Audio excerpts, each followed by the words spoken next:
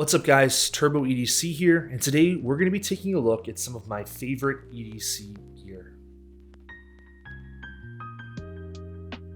So when you think of your favorite piece of EDC gear, what does that mean to you?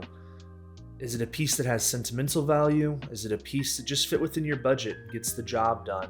Or is it a piece that fits your aesthetic? Well, we're going to look at some pieces from my collection today that kind of fall into all those different categories. And hopefully you come out of this video either interested in some of these pieces or having just an idea of the value that these pieces have to me. So to get started, we're going to start with a staple of my collection, which is my watch. This is the Seiko Prospect Speed Timer Solar chronograph in a Panda configuration. Now, why is this watch a staple of my collection, and why is it so hard for me to take off the wrist? Well, this is the epitome of fits my aesthetic. It's something that goes with just about every outfit. I'm a big black and white guy. I love rocking black jeans, black hoodie. I'm wearing one right now. And this watch just perfectly encapsulates my style. And it's also just an incredible watch. So this is something that's very hard to take off the wrist. I've had a lot of people stop me and ask me about this watch. Most of the time they think it's a Rolex because it's very Daytona styled in my opinion. But as you can see, it very much fits my wrist the way that I personally like my watch to fit. It's not too big, not too bulky, but it's also not small. And overall gets the job done. So this is the first staple of my collection. If you catch me, most of the time I'm wearing this watch.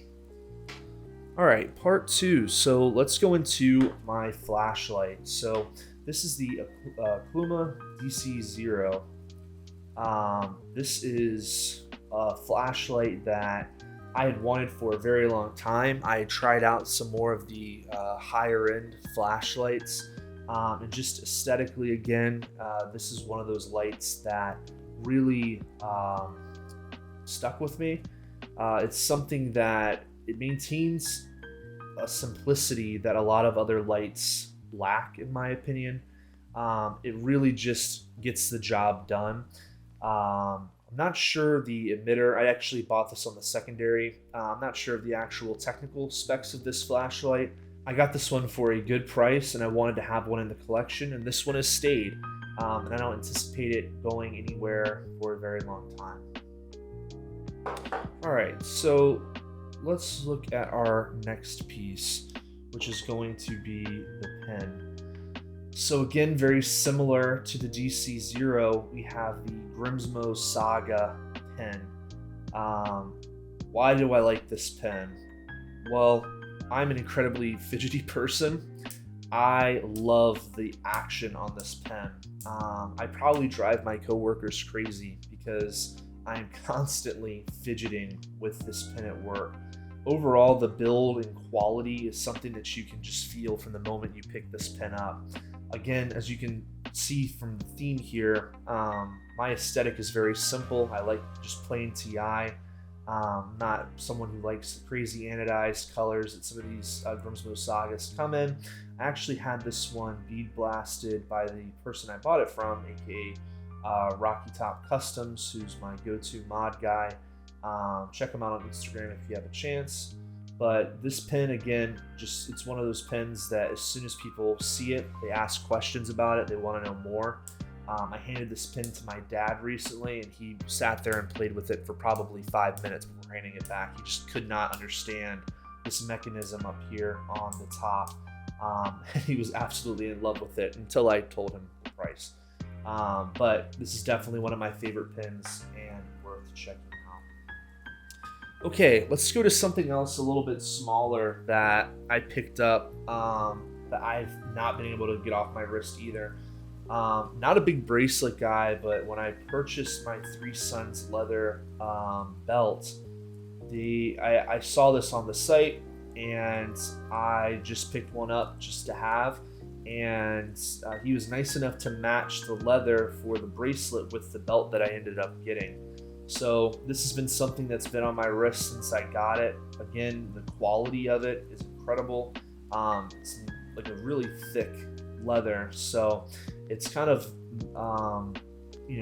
worked its way around my wrist and molded itself, but I cannot take it off. It's just another one of those pieces that kind of fits my aesthetic. It wasn't that expensive, and it just adds a little bit of flair to when I go out.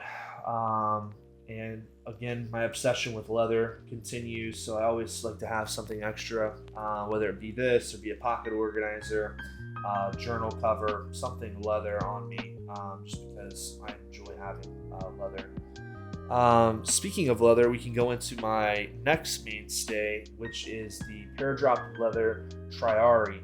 I actually purchased this one on the secondary. I haven't been able to get a book spot yet, but I'm hoping to get one soon. But shout out to Steve from Peardrop. He's one of the nicest makers I've personally had the chance to speak to. He's very, very supportive of the community and content creators that create content around his gear. Why do I like this so much? Well, I've had a lot of different pocket organizers, like a lot of people, and the Triari just really works better than the rest. Just put simply, it's one of those pieces that, in my opinion, speaks for itself once you get it in hand.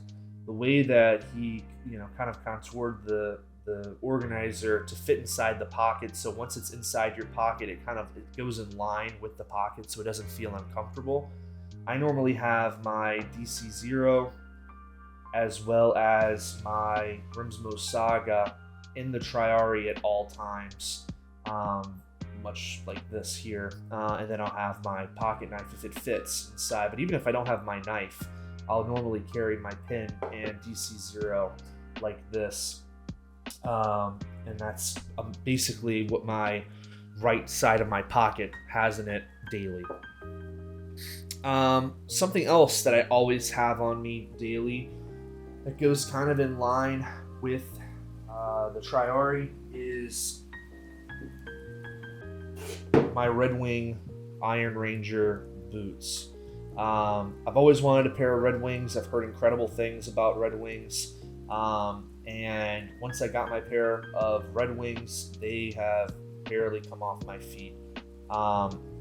They're incredibly comfortable. They have just molded perfectly to my feet, and it's very hard, especially in the winter, to not put on my Red Wing boots.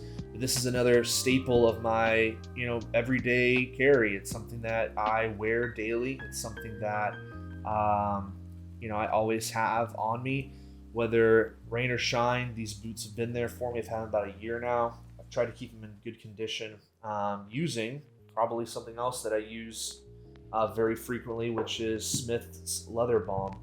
I always try to keep Smith's on me in my bag just in case I scuff my boots or I want to just freshen up my Triari here.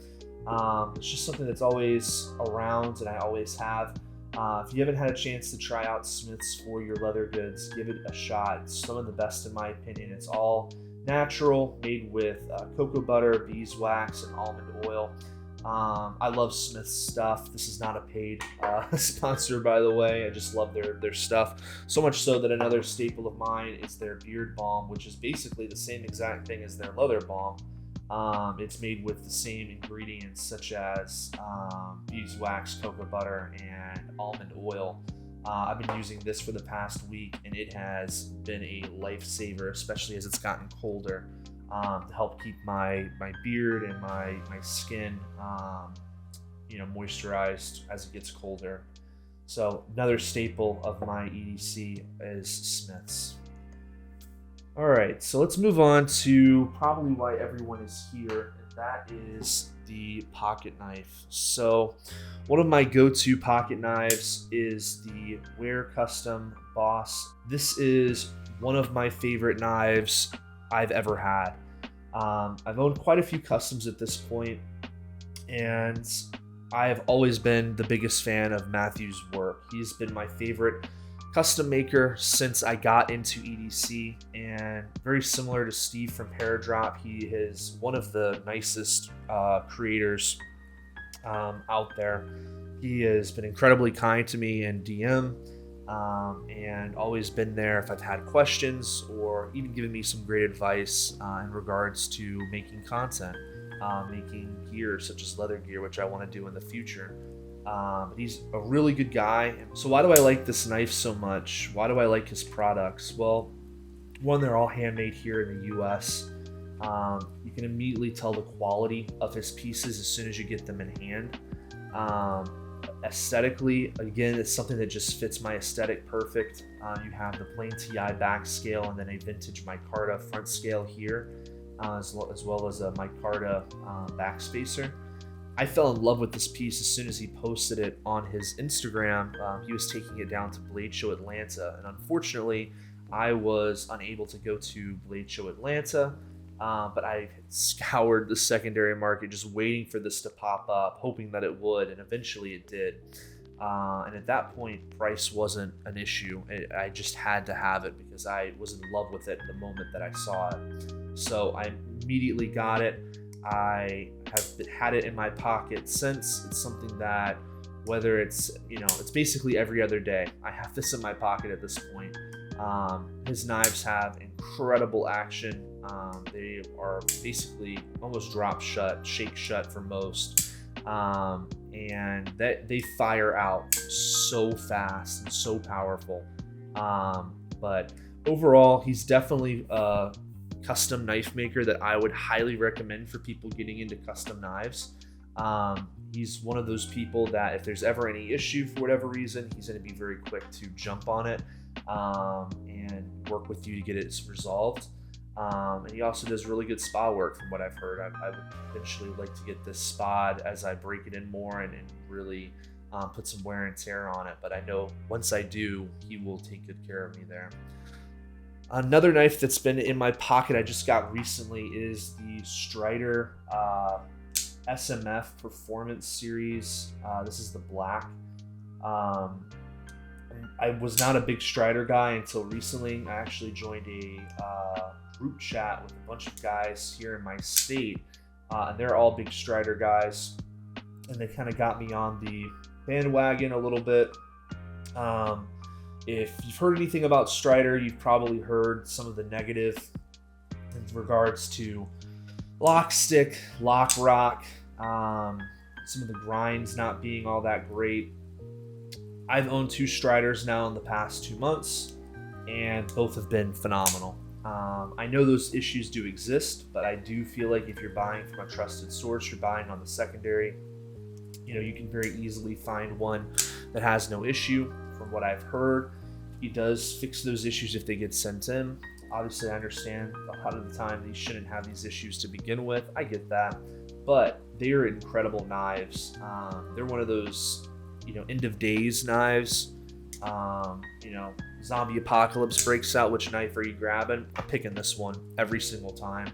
It's on washers. I feel like I could chop down a tree with this thing and it would be perfectly fine.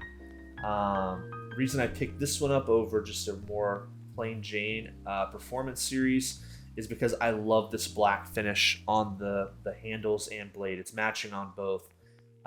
Just again, something that fits my aesthetic, and I wanted something that I could really call my own and feel like it was my own. So again, this is another piece that's been in my pocket as of recent. Well, that's really it, guys, in terms of what I have in my pockets daily. I have been going in and out of a pouch as of recent as well. I've had one in my pocket considering it's winter time, but that's not something I carry daily. That's just more so I slip in my pocket if I remember to. But yeah, so that's really it. I appreciate you guys taking the time to check this video out. I hope that it was informative and gave you guys some things to maybe try to pick up or look at in the future. And I hope you guys have a great day. Peace.